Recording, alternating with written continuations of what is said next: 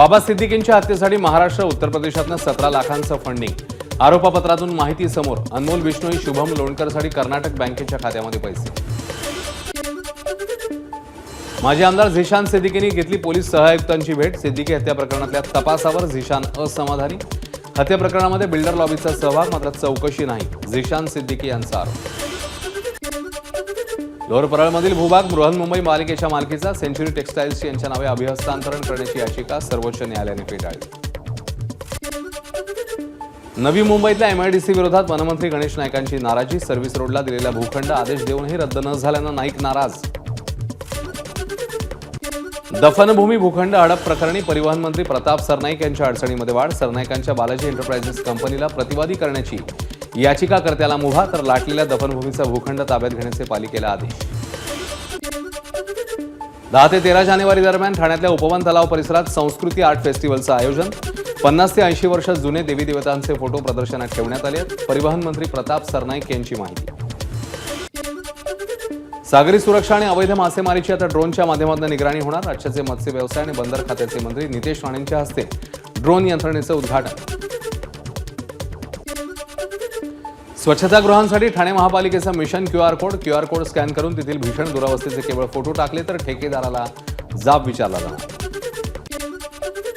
राज्यातल्या मैदानांसह मुंबईत महिलांसाठीची स्वच्छतागृह उभारण्याच्या हालचालींना वेग। नगरविकास विभागाकडून एसआयटीची स्थापना। राज्यातील महिला खेळाडू आणि मुंबईतल्या नोकरदार महिलांचा प्रश्न मार्गी लागणार। नागपूर ते पुणे आणि नागपूर ते मुंबई स्लीपर वंदे भारत लवकरच धावण्याची शक्यता। स्लीपर वंदे भारतच्या उत्पादनाला सुरुवात। नागपूरहून पुणे आणि मुंबईसाठी स्लीपर रेल्वे सुरू करण्याचा मध्य रेल्वेचा प्रस्ताव। विनायक राऊतांसह ठाकरे पक्षाचे नेते आणि रेल कामगार सेनेच्या शिष्टमंडळाने घेतली मध्य रेल्वे महाप्रबंधकांची भेट। दादर रत्नागिरी पॅसेंजर सुरू करण्याची ठाकरेंच्या शिवसेनेची मागणी। एचएमपीवर नियंत्रण आणि उपाययोजना करण्यासाठी राज्य शासनाकडून टास्क फोर्स गठीत। जे शासकीय वैद्यकीय महाविद्यालयाचे अधिष्ठाता पल्लवी सापळे टास्क फोर्सच्या अध्यक्ष। भाजप नेते विश्वबंधू राय यांच्याकडून मुंबईत ठिकठिकाणी बांगलादेशींच्या विरोधात पोस्टरबाजी। आमचा देश सोडून जा अशा आशयाची पोस्टर्स। कारवाईसाठी पोलिसांना सहकार्य करण्याचं नागरिकांना आवाहन।